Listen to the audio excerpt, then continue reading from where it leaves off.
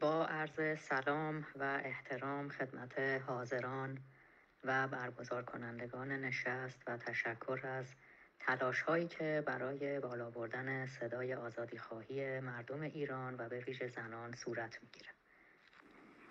تغییر در ایران امروز به یک ضرورت تبدیل شده و همه اقشار مردم در هر جایی که هستند به این ضرورت پی بردن. جنبش‌های متعدد در سالیان اخیر هم بر این مسئله تأکید میکنه. جنبش آبان 98 پیش از اون و جنبش اخیر زن زندگی آزادی در 1401 دیگه بسیار آشکار بر این مسئله تأکید کرده. من میتونم بگم علیرغم اینکه خب حکومت تلاش میکنه این صدا رو نشنوه، این صدا رو خاموش بکنه و انکار بکنه، اون رو تکذیب بکنه، من حس خودم این هستش که جنبش تغییرخواهی در ایران از جنبش زن زندگی آزادی به این طرف به یک جنبش پایدار داره تبدیل میشه. ظهور و بروز اون فقط در خیابان نیست. شما این جنبش رو در همه جا میبینین، در مدارس، در دانشگاه‌ها، در میان پزشکان و پرستاران، در خیابان، در میون اقشار گوناگون مردم، در میان کارگران، همه جا. یعنی همه پی بردن به این ضرورت که نجات ایران منوط به تغییر هست. خب شاید همین مسئله هم هست که حکومت رو عصبانی کرده، خشمگین کرده، به جای اینکه اون رو به تأمل واداره که به مصالح و منافع کشور و ملت بیاندیشه و سیاست‌ها و تدابیری در جهت منافع مردم و کشور اتخاذ بکنه، می‌بینیم که به خشونت دست میزنه، خشونت رو افزایش داده، دستگیری و بازداشت رو افزایش داده و به یک حرکت‌ها و رفتارهایی دست میزنه که بسیار نامعقول و نامتناسب هست. خب در جنبش اخیر زن زندگی آزادی زنان پیشگام بودن و مبارزه با حجاب اجباری خب یک نماد تغییرخواهی شده در ایران، به این دلیل که حکومت همیشه تلاش کرده از روسری زنان برای خودش یک نماد بسازه و این کار حکومت اشتباه بوده و همیشه هم همه گوشزد کردن.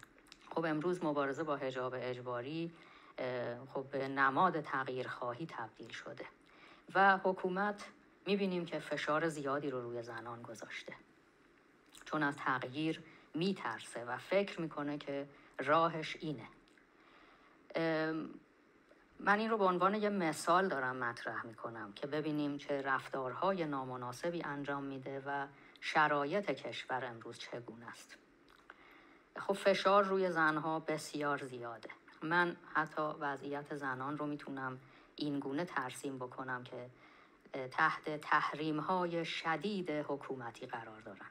شما وقتی به یک زنی میگید چون روسری سرت نیست حق نداری سوار ماشین بشی، حق نداری سوار اتوبوس بشی، حق نداری از مترو استفاده کنی، حق نداری خدمات درمانی و بهداشتی و بانکی و اداری دریافت کنی، حق تحصیل و اشتغال نداری، حتی تهدید میشن به این قطع موبایل و اینترنت و ضبط گذرنامه و خیلی چیزهای دیگه. یعنی همه حقوق انسانی و شهروندی افراد رو بگیریم به خاطر اینکه اونها موهاشون رو نمیپوشونن، در حالی که پوشاندن موی سر هم هیچ وجاهت شرعی قابل دفاع و محکمی نداره در اسلام و این مجازات‌های سخت و شدید هیچ تناسبی با چنین چیزی نداره.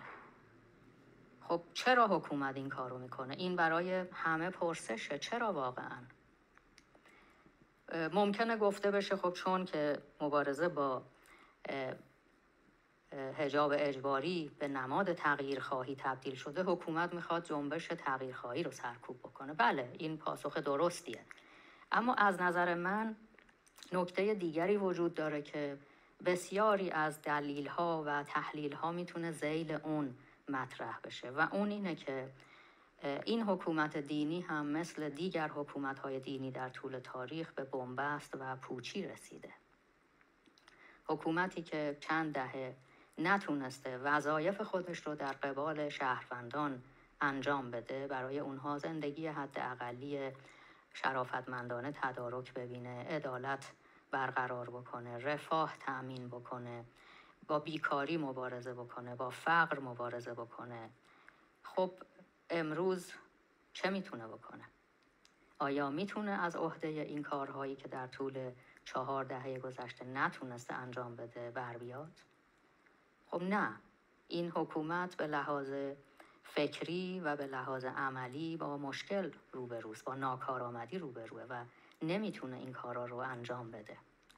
به همین جهت خب نیروهای خودش رو، خادمانش رو به کارهایی وامی داره که سراسر خسارته برای کشور، برای مردم، و اونها رو در جایی به کار میگیره، در خیابانها که به مصاف مردم بیان، به مصاف زنان بیان، و ما خب داریم میبینیم مردم هم خشمگین میشن، مردم هم عصبی و ناراحت میشن از این همه آزار و اذیت.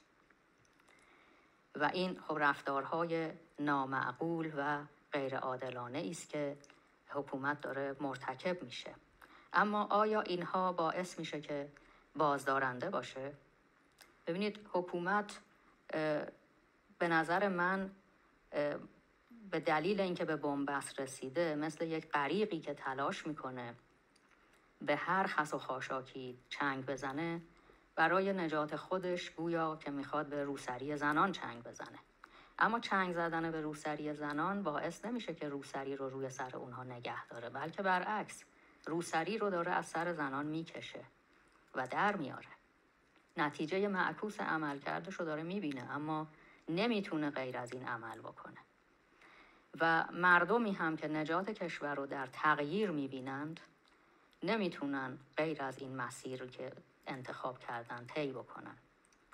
من فکر میکنم که مردم آزادیخواه، زنان آزادیخواه، به پاس خونهایی که در این راه ریخته شده، به پاس چشمهایی که متاسفانه در آمده، سلامتی هایی که از دست رفته، حقوق زیادی که از زنان و مردان در طول این دهه ها پایمال شده، به پاس ایران، برای نجات ایران، به خاطر انسان بودنمون باید بایستیم و مقاومت بکنیم و ما راهی جز این نداریم. هرچند که نسل‌های زیادی در طول این دهه‌ها هستیشون رو از دست دادن، حقوقشون پایمال شده، زندگیشون از بین رفته، اما ما به پاس همونها، به احترام همونها باید بایستیم و برای نجات ایران و ملت ایران بکوشیم.